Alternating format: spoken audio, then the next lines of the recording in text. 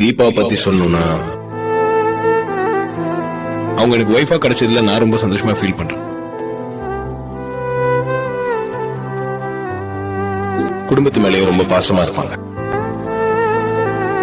குடும்பத்துல இருக்க எல்லாரையும் ரொம்ப கேரிங்கா பாத்துப்பாங்க. எப்பவும் யாரையும் கடுமையா பேசி நான் பார்த்ததில்ல. மத்தவங்களுக்கு ஒரு கஷ்டம்னா ஆளா ஓடி போய் அவங்களுக்கு உதவுற குணம் எங்களுக்கு நிறைய இருக்கு. என் உயிரையும் காப்பாத்தி கொடுத்திருக்காங்க. நான் தீபாவை பார்த்து வைக்கிற இன்னொரு விஷயம் என்னன்னா, எந்த ஒரு சிச்சுவேஷன்லயும் நிதானம் இழக்காம, வார்த்தையை தவற விடாம, எல்லார்கிட்டையும் அன்பாவும் மரியாதையாவும் பேசுவான். எனக்கு ஒரு நல்ல ஒய்ஃப் கிடைச்சிருக்காங்கன்றதை விட எங்க வீட்டுக்கு பொருத்தமான மருமக கிடைச்சிருக்காங்கன்னு தான் சொன்னோம். அதை நினைச்சா எனக்கு ரொம்ப சந்தோஷமா இருக்குங்க.